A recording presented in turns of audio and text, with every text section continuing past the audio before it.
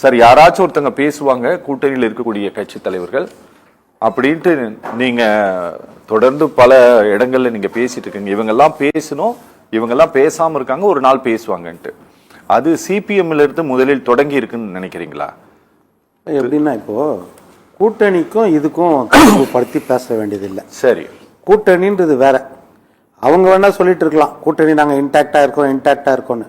நம்ம வந்து அவங்க பிரிகிறாங்கன்னு நம்ம சொல்லவே இல்லை. ஏன்னா கூட்டணி கணக்குன்றது தேர்தல் நேரத்தில் தான் முடிவு பண்ணப்படுது. ஓகே. ஆனா இப்போ அவங்க கேட்குற கேள்வி எல்லாம் வந்து கூட்டணி தொடர்பானதான, கூட்டணி தொடர்பானது கிடையாது. ஓகே. நம்ம ஆரம்பத்திலேருந்தே சொல்லிட்டு வரோம். அதாவது எல்லா கட்சிகளும் கூட்டணியில வந்து ஒரு குரல் எழுப்புறாங்கன்னா அது மக்கள் பிரச்சனைக்கான குரலாக இருந்தால் ஆளுங்கட்சி வந்து உடனடியாக அதுக்கு செவி சாய்க்கணும். ஓகே. ஏன்னா எதிர்கட்சினா கூட அரசியல் காரணத்துக்காக சொல்லலாம். எதிர்கட்சிகள் ஆளுங்கட்சியை திமுகவை குறை சொல்றாங்க, ஆட்சியாளரை குறை சொல்றாங்கன்னா அவங்க வந்து அதுக்கு ஒரு சாக்கு சொல்லலாம். என்னன்னா இல்ல எதிர்கட்சி அப்படிதான் சொல்லுவாங்க அப்படின்னு சொல்லலாம். பட் உங்களுடைய உற்ற தோழர் வந்து சுட்டி காட்டுறாங்கன்னா என்னது, அது வந்து உண்மையா தான் இருக்கணும். உண்மையா இருந்தால்தான் அந்த குறையை வந்து உங்க நண்பரே சுட்டி காட்டுவாங்க. நண்பர் சுட்டி காட்டுறாங்கன்னா அதுல உண்மைதான் இருக்கும். அப்போ அதை உடனே திருத்தி செய்து என்னன்னு அதை நிவர்த்தி செய்யணுமா இல்லையா, அதுதான் முக்கியம். அப்போ இந்த அரசாங்கத்துக்கிட்ட குறை இருக்கிறது அப்படின்றத இப்போ வெளிப்படை தன்மையோட கூட்டணி கட்சிகள் சொல்ல ஆரம்பிச்சிட்டாங்க. அப்ப எதிர்கட்சிகள் சொல்லிட்டு இருந்தாங்க இந்த 3 வருஷமா தொடர்ந்து நீங்க வந்து தேர்தல் வாக்குறுதிகளை நிறைவேற்றவில்லை, பழைய பென்ஷன் திட்டம் கொடுக்கல, மக்களுக்கான திட்டம் கொடுக்கல, சட்டம் ஒழுங்கு சரியா இல்ல, கெட்டு போய் இருக்கிறது. அதே மாதிரி என்னன்னா நீங்க வந்து எல்லாத்துக்கும் அனுமதி கொடுக்கறது இல்ல போராட்டத்திற்கு. யூடியூபர் யாரா இருந்தாலும் உங்களை எதிர்த்து பேசினா அவங்களுக்கு கைது இல்லைன்னா வழக்கு இந்த மாதிரி கொண்டு போறீங்க அப்படின்றதெல்லாம் எதிர்கட்சிகள் தொடர்ந்து சொல்லிட்டு வராங்க. ஆனா இப்போ வந்து எப்படின்னா கூட்டணி கட்சிகளும் இந்த விஷயத்தை சொல்ல ஆரம்பிக்கிறாங்க. அப்படின் போதுதான் அதுல இருக்கிற உண்மைத்தன்மையை உணர்ந்து இந்த அரசாங்கம் செயல்படணும். ஏன்னா இந்த விஷயம் இப்ப மட்டும் இல்ல, இப்ப வேல்முருகன் அவர்கள் சொன்னது முதல் சொன்னது கார்த்திக் சிதம்பரம் சொல்லும் போது கூட்டணி கணக்கே விட்டுருங்க, ஆட்சியில பங்கு அதை விட்டுருங்க, அது வந்து அரசியல், அது தேர்தல் நேரத்தில் பேசணும். மேயர் பிரியா அவர்கள் மாநகராட்சி கூட்டத்தில் சொன்னது 973 கோடி கூவாறு கொசஸ்தரை ஆறுலாம் சுத்தப்படுத்துறதுக்கு பராமரிப்பதுக்கு அதுல 573 கோடி செலவு பண்ணியாச்சுன்னு சொன்ன உடனே அவர் சொல்லியிருந்தாரு இதற்கு வெள்ளை அறிக்கை கொடுங்க, இது எந்தெந்த ஏரியால எந்தெந்த விஷயங்கள் பண்ணியிருக்குது, எந்த அளவுக்கு வந்து இதுல வந்து முதலீடு பண்ணி எப்படி பண்ணியிருக்கோம்னு சொல்லிட்டு அதை வெள்ளை அறிக்கை கொடுங்கன்னு அவர் கேட்டார். இது வரைக்கும் அது கொடுக்கப்படவில்லை. அடுத்தது பாத்தீங்கன்னா நம்ம வேல்முருகன் சொன்னாரு இந்த மாதிரி எங்க கடலூர் மாவட்டத்திலேயே நிறைய வந்து நிவாரண விஷயங்கள் வந்து நடக்கல அப்படின்னு. அப்புறம் வந்து கூட்டணி கட்சிகளை சேர்ந்த எம்எல்ஏக்களை அந்தந்த ஏரியாவில் இருக்கிற எம்எல்ஏக்களை கூப்பிட மாட்டேன்றாங்க அரசு விழாக்களுக்கு, அதை கூப்பிடணும், இதை அவர் சொன்னது. இப்போ இந்த விஷயம்தான் நம்ம வந்து ஆதவ அர்ஜுன் பேசல, வன்னியரசு பேசுறத நம்ம பேசல. மக்கள் சார்ந்த பிரச்சனைகள் என்ன பேசுறாங்க இன்றைக்கு. இப்போ பாத்தீங்கன்னா ஏற்கனவே வந்து கே பாலகிருஷ்ணன் ஏற்கனவே சொன்னார் சாம்சங் தொழிலாளர் பிரச்சனையில நம்ம சவுந்தரராஜன் அவர் பேசின பேச்சு, அந்த மாநில செயலாளர் சிஐடியு மாநில செயலாளர் முத்து அவர்கள் பேசின பேச்சு அதெல்லாம் தெரியும். அதற்கு எந்த அளவுக்கு நீங்க வந்து அவங்களை திட்டி அறிக்கை கொடுத்தீங்க.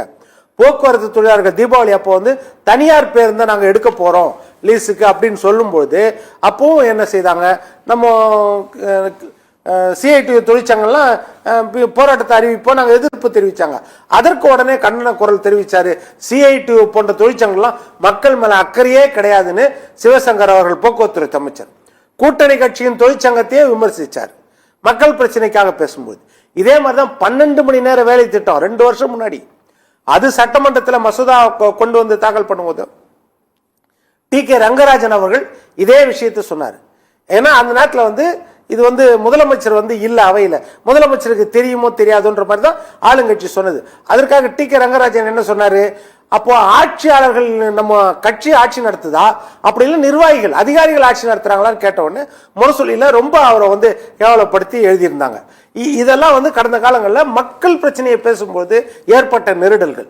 இப்போ பாலகிருஷ்ணன் அவர்கள் என்ன சொன்னார்னா 2500 பள்ளிகள்ல வந்து கழிப்பறையே இல்லை. இப்போ இதற்கு இந்த 4 வருஷத்துல என்ன செய்திருக்காங்க. அதே மாதிரி இடைநிற்றல் என்பது 16% பள்ளிகளில் உயர்ந்திருக்கிறது, இடைநிற்றல் அதிகரித்திருக்கிறது. இதற்கு என்ன செய்யறாங்க, குழந்தை தொழிலாளர் எண்ணிக்கை அதிகமாக இருக்கிறது, உள்ளாட்சி பிரதிநிதிகளுக்கு சுத்தமா அதிகாரமே இல்லை.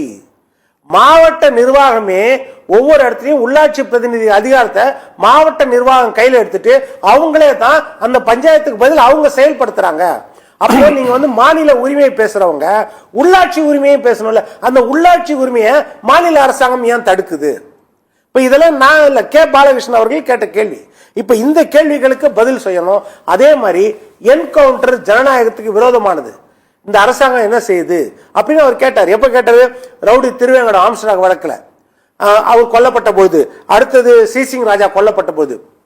அதாவது ஒரு திருடனையோ ஒரு கைதியோ ஒரு ரவுடியோ பிடிக்க போகும்போது நடக்கிற என்கவுண்டர் வேற, கஸ்டடியில இருக்கும்போது, போலீஸ் கஸ்டடியில இருக்கும்போது அவன் வந்து இங்க ஆயுதத்தை வச்சிருந்தான், இங்க எங்களை கூட்டு போய் ஜீப்ல பாதுகாப்போட கூட்டு போயிட்டு காவல்துறை ஜீப்ல அங்க கொண்டு போய் அங்க பார்க்கும்போது அவன் அந்த கத்தியை எடுத்துட்டு எங்களை குத்த பார்த்தா நாங்க சுட்டோம் அப்படின்றத ஏற்புடையதா ஜனநாயகத்திற்கு?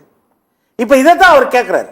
அரசியலுக்கு அப்பாற்பட்டு ஒரு மனித உரிமைன்றது, அவன் எவ்வளவு பெரிய குற்றவாளியா கூட இருக்கலாம், அதை சட்டத்தின் முன் நிறுத்தி சட்டத்தின் பிரகாரம் நீங்க பண்ணோம். கையில வந்து காவல்துறை சட்டத்தை கையில எடுத்துக்க கூடாது அப்படின்னு பாலகிருஷ்ணன் அவர்கள் கேட்டார். இன்றைக்கு வரைக்கும் முதலமைச்சர்கிட்ட அதற்கு பதில் இல்லை. இப்ப கூட என்னன்னா, நீங்க சொன்ன மாதிரி விழுப்புரத்துல 3 நாள் மாநாடு, 24வது மாநாடு கம்யூனிஸ்ட் கட்சியில் மாநாடு. அந்த மாநாட்டுல மார்க்சிஸ்ட் கம்யூனிஸ்ட் கட்சி, அந்த மாநாட்டுல பாலகிருஷ்ணன் இருக்காரு, மத்திய குழு உறுப்பினர் ரங்கராஜன் இருக்காரு, அப்புறம் பாராளுமன்ற உறுப்பினர்கள் சு வெங்கடேசன், சச்சிதானந்தம், எம்எல்ஏக்கள் நாகை மாளிகை, சின்னதுரை எல்லாரும் கலந்துகிட்டாங்க. அந்த கூட்டத்துல தான் அந்த மக்களின் குரலாக, தொழிலாளர் குரலாக பாலகிருஷ்ணன் என்ன பேசுறாரு? தமிழகத்தில் அறிவிக்கப்படாத அவசர நிலையை தமிழ்நாட்டு முதலமைச்சர் ஸ்டாலின் அறிவித்து விட்டாரான்னு கேட்கிறார். ஏன்னா அதிகாரிகள் மட்டத்தில் யார்கிட்ட இது ஆளுமை இருக்குதுன்னே தெரியல, பவர் இருக்குதுன்னே தெரியல. ஆளாளுக்கு ஒவ்வொன்று செய்யறாங்க. ஒண்ணு கொடி வைக்கும் போது பிரச்சனை, எப்படின்னா யூனிஃபார்மா பிரச்சனை பண்ணா பரவாயில்ல. ஒரு இடத்துல ஆளுங்கட்சி கொடி வந்து இருக்குது, இன்னொரு இடத்துல கூட்டணி கட்சி கொடி வைக்கணும்னா எதிர்கட்சி கொடியை கூட நீங்க அரசியல் பண்ணலாம், வைக்காம இருக்கலாம். கூட்டணி கட்சி கொடியை வைக்கிறது கூட நீங்க வந்து தடை பண்றீங்க அப்படின் போது இந்த பிரச்சனை எல்லாம் வந்து அவங்க எவ்வளவு நாள் சொல்லிட்டு இருப்பாங்க? இத வந்து கடந்த காலங்களிலே சொன்னார் அவரு. ஏற்கனவே என்ன சொன்னார்னா, ரிப்பன் மாளிகை அருகில ஆகஸ்ட் மாசம் ஒரு போராட்டம் பண்ணாங்க. இப்ப இந்த ஆகஸ்ட்ல எதுக்குன்னா, நம்ம தூய்மை பணியாளர்கள் நிரந்தரம் பண்ணணும், டெம்பரவரிக்கு எடுக்கக்கூடாது, அவங்க சேலரி உயர்த்தணும், இதெல்லாம் சொல்லிதான் கம்யூனிஸ்ட் கட்சிகள் போராட்டம் பண்ணாங்க ரிப்பன் மாளிகை அருகில. அப்ப என்ன செய்யறாரு? கீழ்பாக்கம் ஏசி ரகுபதி என்ன செய்யறாரு? இங்க இருந்து விக்டோரியா மாளிகை அங்க கிட்ட தான் நீங்க பண்ணணும், 50 அடி தள்ளி போய் பண்ணணும்னு. இதனையும் மாநில தலைவர் பாலகிருஷ்ணன் வந்துட்டாரு, கூட்டணியில் இருக்கிற கட்சி, அவங்க தள்ளி வந்து 50 அடி தள்ளி வந்து பண்ணும்பொழுது அங்க ஆயிரக்கணக்கான பேர் வந்து சேர்ந்துட்டாங்க. அப்புறம் என்ன சொல்றாருன்னா, நீங்க சந்தில போய் பண்ணுங்கன்றாரு, ஆள் நடமாட்டம் இல்லாத இடத்துல எங்களை போய் பண்ணுங்கன்றாரு. இதற்கு உடனடியாக முதலமைச்சரோ அல்லது நிர்வாகமோ நடவடிக்கை எடுக்கணும்னு அவர் வந்து மனு கொடுக்கிறாரு. அப்ப என்னன்னா, இப்ப ஆளுங்கட்சி தரப்பிலேயே வந்து அவங்கள அனுசரணை பண்றதுக்காக கூட்டணி கட்சியை கூட நிர்வாகிகள் அதிகாரிகள் சீண்டி பார்க்கிறார்களா? அப்ப யாருடைய ஒப்புதலோட இது நடக்கிறது? இப்ப இந்த கேள்வி எல்லாம் தான் கேட்கிறாரு. அடுத்து என்ன சொல்றாரு? தமிழகத்தில் போராட்டம் ஆர்ப்பாட்டம் நடத்த அனுமதி மறுப்பது ஏன்? ஏன்னா கடந்த 10 வருஷத்துல அதிமுக ஆட்சியில பெருமையா சொல்லிக்கிறாங்க திமுக. என்னன்னா, ஸ்டாலின் அவர்களும் 30,000 போராட்டங்கள் நாங்கள் நடத்தி இருக்கிறோம். அப்ப அந்த 10 வருஷத்துல 30,000 போராட்டங்களுக்கு அனுமதி கொடுத்தது அதிமுக அரசாங்கம்.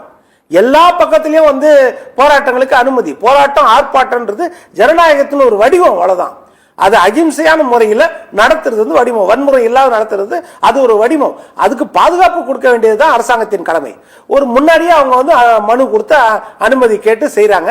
அதற்கு முக்கவாசி கிட்டத்தட்ட 80-90% அனுமதி மறுக்கப்படுகிறது.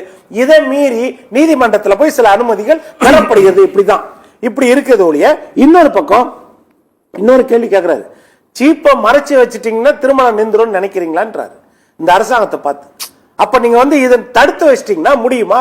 விவசாயி தொழிலாளருக்கு எதிராக திமுக செயல்பட்டார், போராடுவோம். ஏனென்றால் ஏற்கனவே திருவண்ணாமலையில மேல்மால வந்து சிப்காட்ல எக்ஸ்டென்ஷனுக்கு என்னுடைய காணி நிலத்தை நான் ரத்தம் சிந்தி என்னுடைய அப்பா தாத்தா சம்பாதித்து வைத்த அந்த நிலத்துல நான் பயிரிட்டு பிழைச்சிட்டு இருக்கேன், என் நிலத்தை தயவு செய்து எடுக்காதீங்கன்னு விவசாயி கேட்கறது அவனுடைய உரிமை. அது பேசி நீங்க எடுக்கிறது அதுக்கப்புறம் பரந்தூர் விமான நிலையமோ இல்ல சேலம் விரிவாக்கமோ நெடுஞ்சாலை அது வேற விஷயம், நம்ம எக்ஸ்டென்ஷனுக்கு எடுக்கிறோம். ஆனால் அவன் மேல குண்டர் சட்டம் போடலாமா? 7 பேர் மேல. அது எவ்வளவு பெரிய தவறு. எந்த அரசாங்கமும் உலகத்துல செய்யாத ஒரு தவறு இல்லையா? இந்த அரசாங்கம் நாங்க விடியல் ஆட்சி, திராவிட ஆட்சி, முன்னுரிமை கொடுக்கிறோம் அப்படின்னு சொல்ற ஆட்சி இதை செய்யலாமா? இதை அவரு மிகப்பெரிய அளவுல கேட்கிறாரு. அடுத்து என்ன சொல்றாரு? மத அடிப்படையிலான விழாக்கள்ல அரசாங்கம் கலந்து கொள்ளக்கூடாது. ஏனென்றால் ரொம்ப எதிர்பார்ப்பாங்க. இந்த அரசாங்கத்தை பொறுத்த வரைக்கும் உங்களுடைய இப்ப இந்த சித்தாந்தமே என்ன? இந்த 10 கட்சி கூட்டணியோட சித்தாந்தமே என்ன? மதவாத கட்சியை எதிர்த்து இருக்கிறோம். இதுதான் எல்லாருக்கும் தனித்தனி கொள்கை இருக்குது. எல்லா விஷயத்திலும் இலங்கை தமிழர் பிரச்சனைல இருந்து அத்தனை விஷயத்திலும் தனித்தனி எல்லாரும் ஒன்னா இருக்கிறீங்கன்னா அதுக்கு என்ன காரணம் அப்படின்னா, மத வெறி இருக்கிற கட்சி கூட, மதவாத கட்சி கூட நாங்க எதிர்த்து நிக்கிறோம்ன்ற ஒரு புள்ளியில தான் ஒன்னா இருக்கிறீங்க. அப்போ மத சார்பாக அரசாங்கமே ஒரு விழா எடுக்கலாமா அப்படின்ற ஒரு கேள்வி வந்துச்சு. அது சேகர் பாபு அவரும் தலைமையில் எடுக்கும்போது இந்த கேள்வி வரும்போது இதே கேள்விதான் கே பாலகிருஷ்ணன் அவர்களும் கேட்டார். என்னன்னா, மத அடிப்படையிலான விழாக்கள்ல அரசாங்கம் கலந்து கொள்ளும். நீங்க முதலமைச்சர் போலாம், அது கிறிஸ்தவ விழாவோ இஸ்லாமிய விழாவோ நம்ம இந்துக்கள் விழாவோ இந்து சகோதர விழா, அது எந்த அமைச்சராலும் போலாம், நீங்க கலந்துக்கலாம், எல்லாமே நீங்க பங்கெடுத்துக்கலாம். ஆனா அரசே நடத்தக்கூடாது அப்படின்றது அவர் சொன்னது. எல்லாம் கலந்த கலவைதான் அவர் பேசி இருக்கக்கூடிய பேச்சு. ஆமா, அதுதானே அவரோட வெளிப்பாடு. Okay okay okay.